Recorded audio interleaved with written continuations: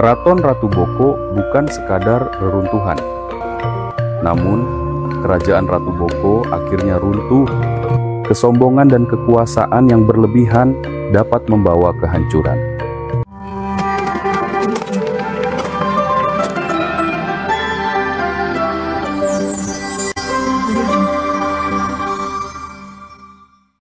Pernahkah Anda membayangkan berdiri di tempat yang menyimpan misteri dan keindahan dari masa lalu?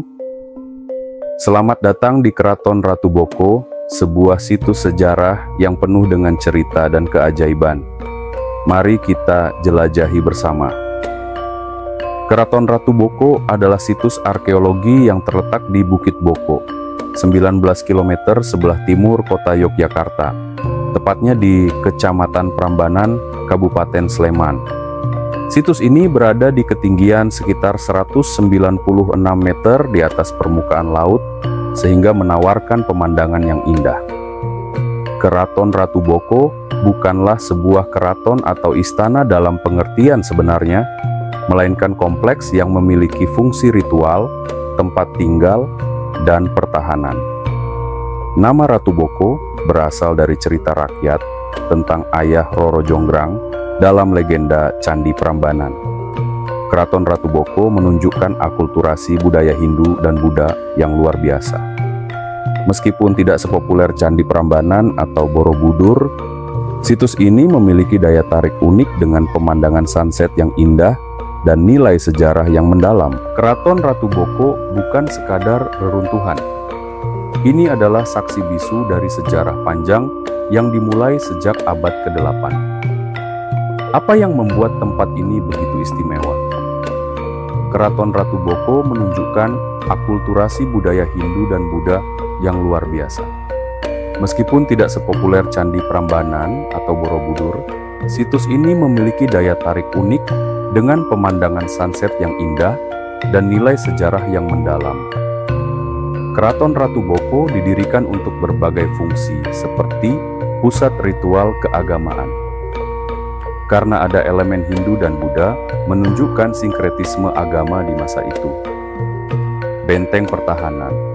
Lokasinya di atas bukit memudahkan pengawasan dan memberikan perlindungan. Tempat tinggal raja. Area ini dilengkapi dengan struktur tempat tinggal dan kolam pemandian. Arsitektur di sini adalah perpaduan unik antara Hindu dan Buddha. Setiap batu memiliki cerita dan setiap sudut menyimpan rahasia. Apa yang bisa kita pelajari dari desain kuno ini? Keraton ini memiliki luas sekitar 25 hektar dan dibangun pada abad ke-8 Masehi. Saat Mataram kuno berada di bawah pengaruh dinasti Shailendra dan dinasti Sanjaya. Berdasarkan prasasti, pembangunan situs ini diduga dimulai oleh Raja Rakai Panangkaran dari dinasti Shailendra. Pintu gerbang Keraton Ratu Boko memiliki gaya arsitektur yang menarik karena menyerupai struktur khas Romawi dengan elemen padu raksa, gapura berbingkai. Kemiripan ini dapat dijelaskan melalui beberapa faktor, seperti pengaruh India. Arsitektur di Jawa pada abad ke-8 dipengaruhi oleh kebudayaan Hindu dan Buddha yang dibawa dari India. Gaya ini memiliki kemiripan dengan struktur Romawi, terutama dalam penggunaan batu, lengkungan, dan proporsi simetris. Kecakapan lokal. Pengrajin lokal mampu mengadaptasi teknik-teknik asing menjadi gaya khas Jawa yang unik. Batu andesit digunakan untuk membangun gerbang yang kuat dan tahan lama, memperlihatkan kemampuan teknik yang tinggi. Dari puncak Keraton Ratu Boko, Anda bisa melihat pemandangan yang menakjubkan. Bayangkan matahari terbenam yang memukau di balik candi-candi megah. Ini adalah momen yang tidak boleh Anda lewatkan. Keraton Ratu Boko didirikan dengan beberapa tujuan. Pertama, tentunya pusat kekuasaan, sebagai tempat tinggal dan pusat pemerintahan raja. Selanjutnya sebagai benteng pertahanan. Lokasi di atas bukit memungkinkan pengawasan terhadap wilayah sekitar dan memberikan perlindungan dari serangan musuh. Terakhir adalah tempat ritual. Situs ini juga memiliki elemen keagamaan yang menunjukkan bahwa ia digunakan untuk kegiatan spiritual. Ada banyak legenda yang mengelilingi keraton Ratu Boko. Salah satunya adalah kisah tentang Ratu Boko sendiri. Siapa dia dan apa perannya dalam sejarah tempat ini? Itu masih ada kan guanya? Menurut legenda, Ratu Boko adalah seorang raja raksasa yang menjadi ayah dari Roro Jonggrang, tokoh utama dalam cerita rakyat Jawa yang berhubungan dengan Candi Prambanan. Ratu Boko dikenal sebagai raja yang kuat namun angkuh, dan dia mendirikan keraton ini sebagai pusat kekuasaannya. Keraton ini dibangun di atas bukit yang strategis untuk melindungi kerajaannya dari serangan musuh. Namun, kerajaan Ratu Boko akhirnya runtuh setelah dirinya dikalahkan oleh Bandung Bondowoso, seorang pangeran yang sakti. Kekalahan ini membawa kehancuran bagi keraton dan menyisakan sisa-sisa struktur yang ada saat ini. Mari kita eksplorasi lebih dalam ke dalam situs ini. Ada banyak area yang bisa kita jelajahi, dari gerbang utama hingga ke pemandian kuno. Apa yang bisa kita temukan di sini? Keraton Ratu Boko memiliki beberapa bagian utama. 1. Gerbang utama, pintu masuk dengan gapura paduraksa yang megah. 2. Candi Batu Putih, struktur candi kecil dari batu putih yang diduga untuk upacara keagamaan. 3. Pendopo dan paseban, area aula besar dan tempat pertemuan. 4. Kolam pemandian, kolam yang digunakan untuk ritual suci. 5. Goa, terdapat 2 goa, yaitu Goa Lanang dan Goa Wadon yang dipercaya untuk meditasi. 6. Keputren, area khusus untuk wanita atau tempat tinggal keluarga kerajaan. 7. Kompleks pendukung, sisa-sisa bangunan berupa tumpukan batu yang belum selesai atau rusak. Keraton Ratu Boko juga merupakan pusat kebudayaan. Bagaimana tempat ini mempengaruhi kebudayaan lokal dan apa yang bisa kita pelajari dari tradisi yang masih hidup hingga hari ini?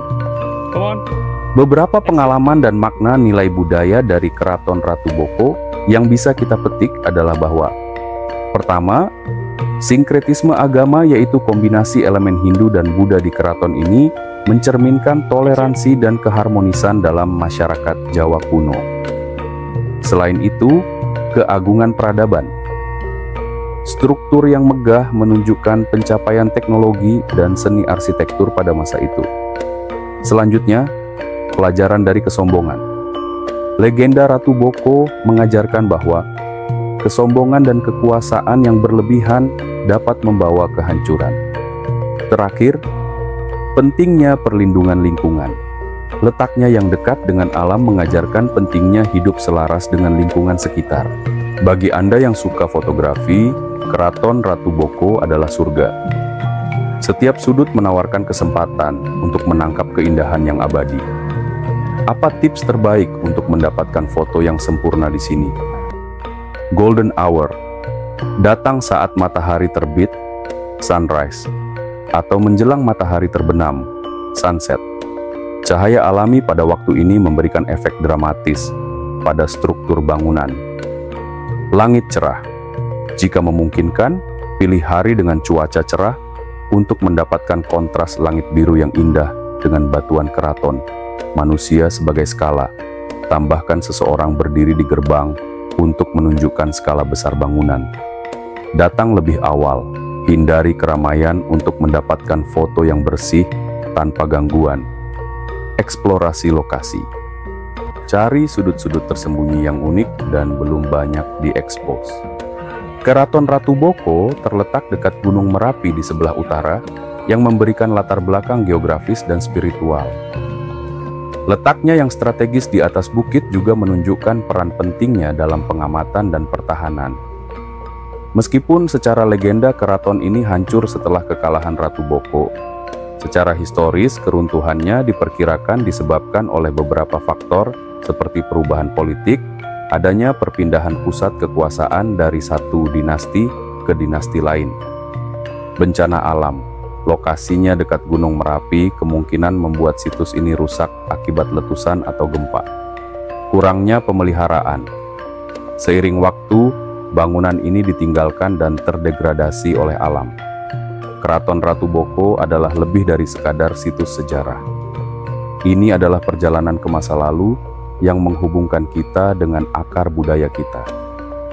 Jadi, kapan Anda akan mengunjungi Keraton Ratu Boko?